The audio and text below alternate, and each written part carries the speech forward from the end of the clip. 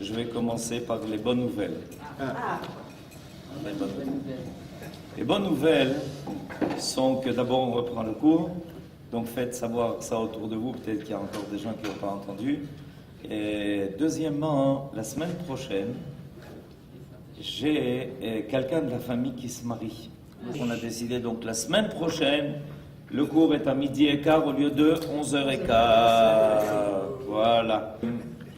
La paracha de Shoftim est une paracha qui est très riche, qui contient beaucoup de mitzvot. Vous savez que le livre de Dvarim a été donné pour préparer le peuple d'Israël à son entrée en Eretz Israël. Et une des choses les plus évidentes qui nous attendait avec notre entrée en Eretz Israël, des fois on l'oublie, c'est qu'on devait mener la guerre. On devait mener non seulement la guerre, mais plusieurs guerres qui ne se sont pas terminées jusqu'à aujourd'hui.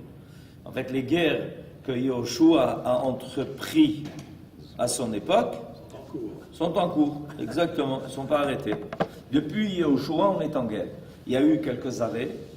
Malheureusement, entre-temps, on a dû d'ailleurs des fois se mettre de côté, mais on revient jusqu'à ce que finalement, Oseh Shalom Bimroma, ou Yaseh Shalom Aleinu. Alors, justement, il y a quelques réflexions très importantes, précisément à propos de ces événements qui occupent une place tellement centrale dans l'histoire des nations et l'histoire d'Israël, la guerre. C'est pas, on comprend que si ça revient sans arrêt, et cette lutte-là qui ne se termine pas, ça prouve qu'il y a ici quelque chose d'essentiel. On a l'impression de croire que les guerres, c'est le résultat d'un hasard ou de seulement de mauvaises intentions.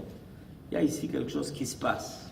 Que les hommes, au lieu de vivre et de s'accorder et de s'entraider, décident au contraire de s'affronter.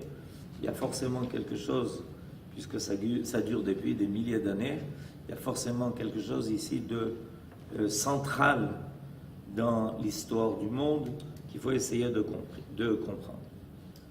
Alors, Kitetse la milchama, c'est pas la paracha de Kitetse, mais dans la paracha de Shoftim, il y a exactement la même chose. Kitetse la milchama, aloivecha, quand tu t'avanceras contre tes ennemis pour leur livrer bataille, et que tu verras cavalerie, chariot de guerre, une armée supérieure à la tienne, ça a toujours été le cas. Il faut savoir que dans les guerres d'Israël, on a toujours été en effectif largement inférieur aux effectifs des ennemis. C'est un paramètre définitif. On n'aura jamais une armée qui sera plus nombreuse que celle de nos ennemis. Et quand une fois, on a un de nos juges qui s'appelait Gidon, qui a mobilisé 32 000 soldats, c'est pas énorme, 32 000 soldats entre nous, et Akadosh Baruch Hu lui a dit, non, mais qu'est-ce que c'est cette histoire? Tu vas pas partir en guerre avec 32 000 soldats. Et avec quoi? C'est pour faire la guerre, il faut des soldats. Non, pas 32 000. Finalement, ça s'est terminé avec 300. Il est parti en guerre avec 300. Et comme pas loin de ce qui s'est passé avec avant.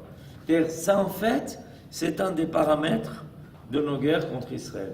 Ah, Madame Smadja, vous êtes finalement venue. Elle a demandé à ce qu'on consacre le cours à la mémoire de son mari, Yosef ben Rahamim Smadja, Zichrono Livracha, qui a prié longtemps chez nous. Alors, nous sommes contents qu'elle soit là et que de consacrer ce cours aussi en sa mémoire. Alors, dit le Rav Munk, lorsque tu partiras en guerre contre ton ennemi, peu avant l'entrée en Eretz Israël, Moshe indique aux enfants d'Israël les lois de la guerre. Il s'agira de les mettre en vigueur pour les guerres contre les populations de Canaan et contre Amalek. Les Bnei Israël auront en outre à défendre leur sécurité nationale contre de nombreux ennemis. C'est aussi une des guerres. On a plusieurs guerres qui sont appelées Milchemet Mitzvah. La guerre contre le Shivat Ameknaan, contre les peuples de Canaan, la guerre contre Amalek et toute guerre de défense. toute guerre de défense est considérée comme une mitzvah. Donc toutes les guerres que nous faisons maintenant, sont des milchamot mitzvah, des guerres de défense. Alors, la Torah avait fréquemment averti Israël, dans les derniers chapitres, qu'il aurait à conquérir et à défendre son territoire. Aussi n'est-il pas étonnant qu'elle précise exactement le droit de guerre. Dire en fait, il n'y a pas de surprise. Le fait qu'on ait à affronter des ennemis qui ne nous laissent pas la paix, et des fois on se demande, enfin, quand est-ce que... Non, mais la Torah nous avertit de ça. Pourquoi? Pourquoi il y a cette animosité permanente contre le peuple d'Israël, et quand il revient sur sa terre, ça ne calme pas les esprits du tout. Mais la Torah nous donne une indication sur l'évolution des millénaires de l'histoire. Nous avons exposé à la fin du premier chapitre de la Torah et au nom de Nachmanide et de Rabbeinu Bechaye, en quel sens les événements se dérouleront. C'est vers la fin des temps que se situent les dernières guerres entre Israël et les nations du monde. Donc, comme on l'a dit tout à l'heure, Yoshua c'est le début, et les guerres de la fin des temps, c'est la fin. C'est la fin de ces guerres. C'est-à-dire, en fait, en réalité, c'est le même combat avec des hafsakot au milieu. D'accord? Et on voit que la Torah est préoccupée par ça. Elle nous livre des lois concernant les guerres. Alors, nous en visons ici, vers la fin de la Torah, les lois, les préceptes. Elle nous présente pour cette raison les guerres de Gog ou Magog, pour nous dire, voilà, il faut savoir comment agir. Nous avons été habitués à partir, pendant 2000 ans d'exil, à partir de cette situation tout à fait anormale de l'exil, à ne nous concentrer que sur les lois de l'individu. Les lois concernant le Shabbat, la Kashrut, les Tfilin, la Tfila, la Mishpacha, la famille, etc. Mais il faut bien se rendre compte que le peuple d'Israël, il a reçu une Torah qui aussi dicte sa vie nationale. Et ça, c'est un grand changement. Le fait que nous passions d'une situation où nous étions éparpillés pour nous retrouver maintenant dans une situation collective, nous oblige à réapprendre cette Torah de la nation, du collectif. Et les guerres font partie de la Torah du collectif. Pas seulement les lois de l'individu, mais les lois du collectif. On distingue entre une guerre qui est appelée guerre de mitzvah et une guerre qui est seulement facultative, milchemet reshut.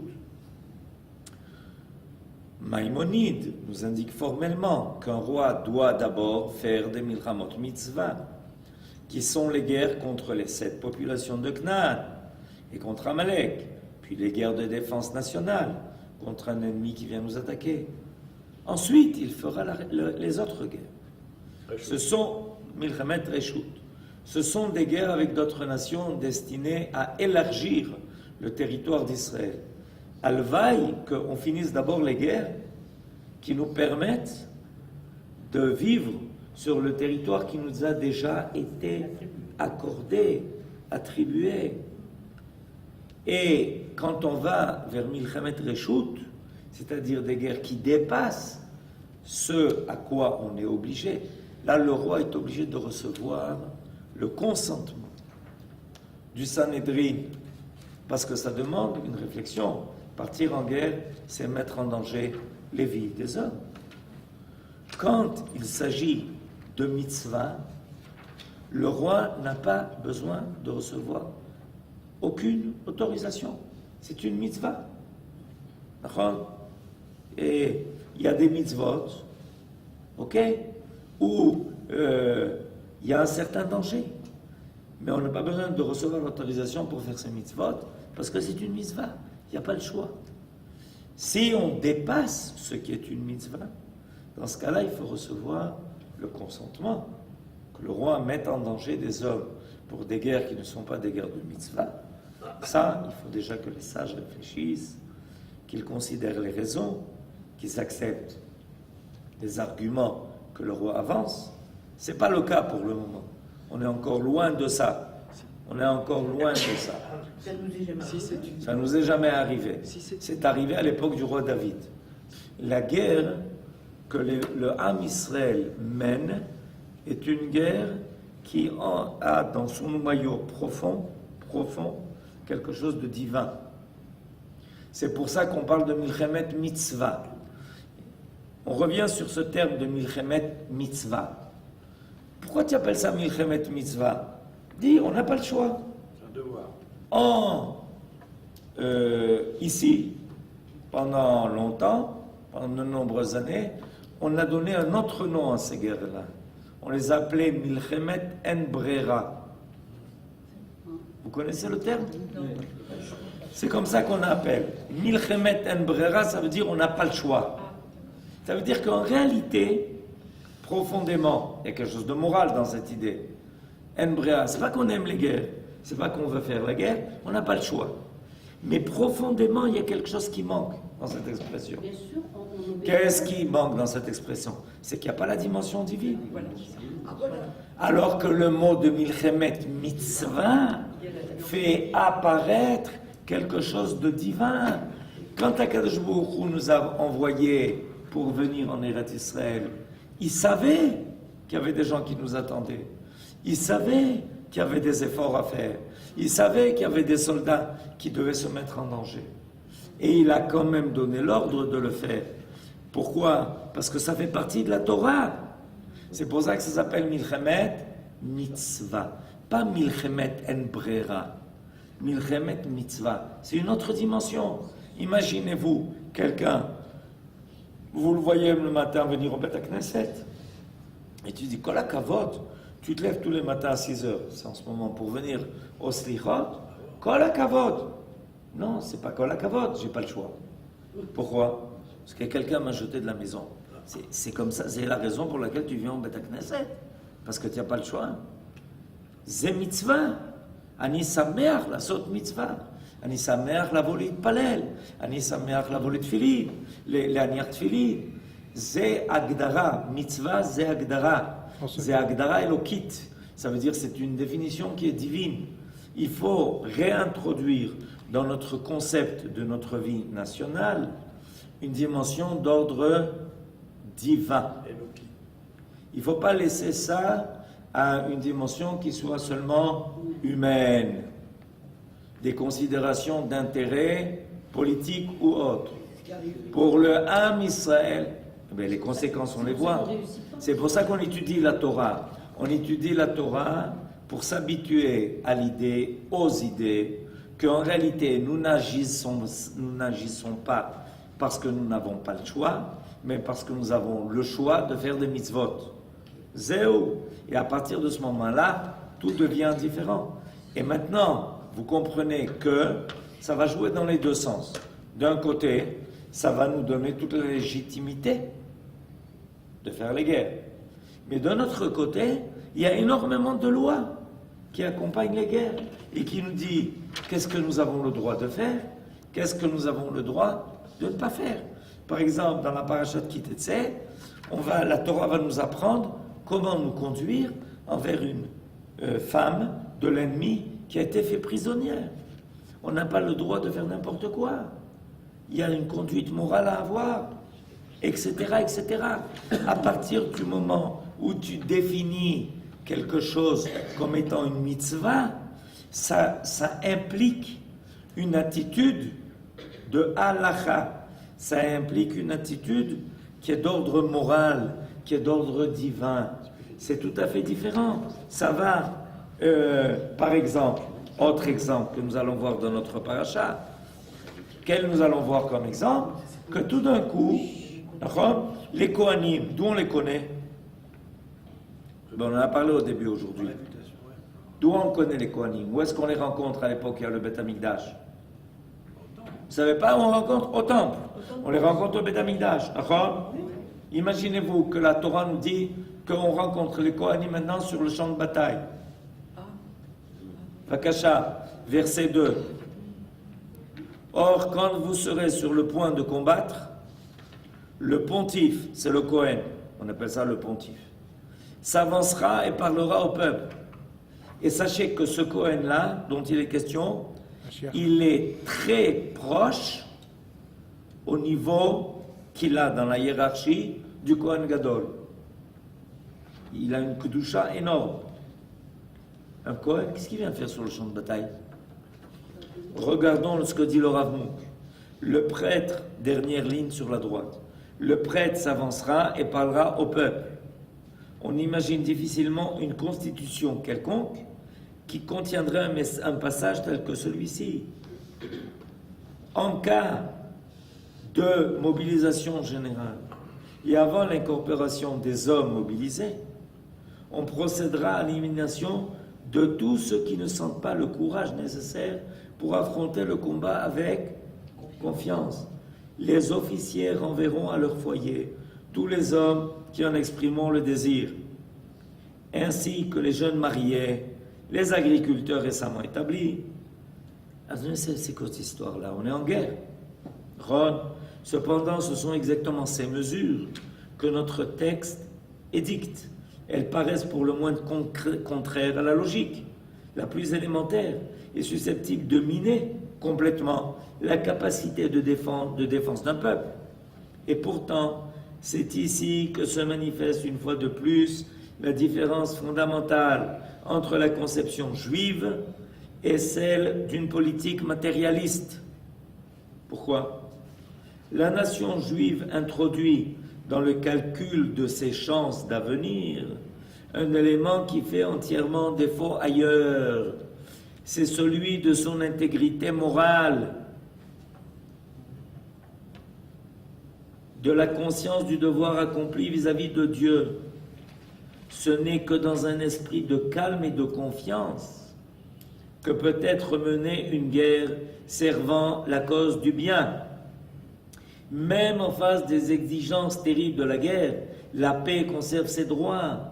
La construction des foyers, la prospérité du sol national, autant de valeurs qui doivent être sauvegardées en toutes circonstances. La guerre ne sera pas ce monstre dévorant que l'humanité a si souvent connu. Si nous considérons en outre qu'aucune guerre juive n'a eu un caractère autre que celui d'une guerre défensive, évidemment, avec l'exception de la période de la conquête du pays, nous ne pouvons qu'admirer davantage la sagesse de cette loi qui a préféré aux batailles innombrables des poignées d'hommes animés d'un esprit de fervente confiance en Dieu et sachant que le dernier mot appartiendra toujours à celui qui a proclamé « ni par la puissance, ni par la force, mais bien par mon esprit, dit l'Éternel ». C'est-à-dire qu'a priori, on dit, mais qu'est-ce que c'est cette histoire? Akadosh Baruch Hu, il dit à Gidon, 32 000, non, 300. Pourquoi? Parce que quand vous allez vous battre, vous devez aller avec une émouna. Il faut que vous sachiez que je sois là. C'est dans votre intérêt. C'est dans votre intérêt de savoir que je suis avec vous. Alors, quand il y a des milchamot et que tout d'un coup le Kohen est là, qu'est-ce qui fait apparaître le Kohen? Le Kohen, il ne fait pas apparaître le côté militaire, le côté professionnel de la guerre. Il fait apparaître une autre dimension. Je suis le Kohen qui vient du Beth Amikdash et qui vous dit, le Beth Amikdash, la Shrina, elle est avec vous ici maintenant. Et vous devez avoir une conduite, et on l'apprend dans les prochaines parachiotes, qui fait que rien ne doit contredire la présence divine au sein du camp des soldats. Zénachon, que c'est dans une milchemet reshut qu'on permet à certains de quitter l'armée. Dans une milchemet milva, tout le monde est obligé d'être présent.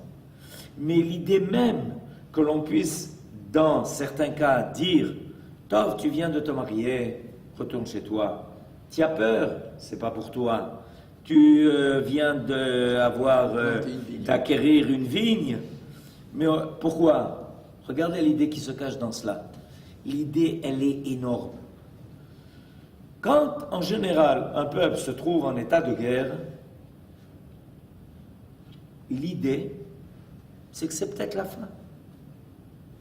Or, le peuple d'Israël part en guerre avec l'idée qu'il y a un lendemain.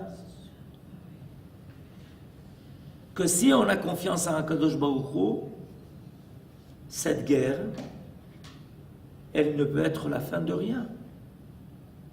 Akadosh Baruch Hu sera là. Et qu'il faut déjà prévoir tous les foyers qui devront continuer, tous les agriculteurs qui devront continuer à travailler la terre, etc., etc. Si quelqu'un a peur, il vaut mieux que tu retournes. Pourquoi? Va renforcer ta foi. En attendant, ceux qui ici n'ont peur de rien, Akadosh Baruch Hu va les seconder. C'est pas la quantité qui va déterminer, c'est la qualité et la émouna et notre attachement à Akadosh Baruch Hu. On se détache de l'idée matérialiste que seulement si on a tous les hommes et toutes les armes, c'est seulement dans ce cas-là qu'on remportera victoire. Pas du tout. C'est pas seulement ça. On voit d'ailleurs que nos guerres, elles ne se déroulent jamais dans un modèle qui est déjà connu. Vérifiez, aucune guerre ne ressemble à une autre et il n'y a aucun modèle. Évidemment, ceux qui ont la responsabilité de mener l'armée doivent se préparer, doivent faire le travail, doivent investir, doivent enseigner le métier du combat. Mais finalement, il y a toujours des surprises. Il y a toujours des surprises. La guerre des 6 jours qui a été rappelée auparavant, 6 jours. C'est quoi cette histoire-là, de faire une guerre en 6 jours? Et de finir toutes les victoires, de tout remporter, toutes les victoires, du nord jusqu'au sud. Ma rapport. Et la guerre de Yom Kippour, Tov, on n'a pas à s'inquiéter, on est avec la guerre des 6 jours. Boum! Autre chose tout à fait. Cette fois-ci, c'est nous qui sommes surpris. À la guerre de 6 jours, on surprend nos ennemis. À la guerre de Yom Kippour, nos ennemis nous surprennent. Ah, tout est possible. Nachon. Mais pourquoi? Précisément pour nous enseigner et pour introduire en nous cette idée que Akadosh Baruch Hu est là. Et il faut lui faire confiance a priori, et des fois on l'apprend a posteriori. Des fois on est obligé d'intégrer ça a posteriori. À nos dépens.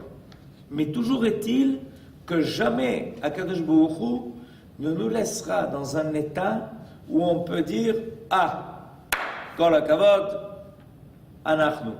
Lo nachon. Il y a toujours des surprises qui t'attendent. Il y a toujours des choses qui vont faire que on va devoir sentir que sans la présence de Akadosh Baruch Hu, ça ne pourrait pas arriver, ça ne pourrait pas se passer, ça ne pourrait pas se dérouler. Alors, il est important de considérer ça, il est important d'apprendre ça. Pourquoi? Parce que c'est ce chumash, le chumash de Dvarim, qui est là pour nous enseigner ça. C'est pour ça que ce chumash est extrêmement important. Et il est important, c'est méanienne, c'est les parachiotes qui terminent l'année.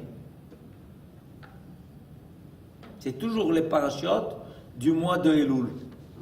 Toujours. C'est les parachiotes du mois de Elul. Pourquoi? Parce que c'est le temps de la tchouva. Et la tchouva, la plus essentielle, c'est de se rendre compte que finalement, au niveau individuel, comme au niveau collectif, Akadosh Baruch Hu est là. Si quelqu'un arrive à, même partiellement, intégrer ça dans sa conscience, au niveau de la providence qui se manifeste à son niveau et au niveau de l'ensemble du peuple d'Israël, c'est une tchouva qui est totale. C'est la véritable tchouva. Ani le dodi va dodili. Rends-toi compte de cela. À tous les niveaux, il y a des choses qu'on ne peut pas intégrer, qu'on ne peut pas, on ne peut pas continuer à vivre avec elles sans l'idée qu'il y a un maître qui dirige l'histoire, et de l'homme et du peuple. C'est ça que l'on doit apprendre, et ces parachutes-là sont les parachutes du mois de Elul, sont les parachutes de la Tchouva.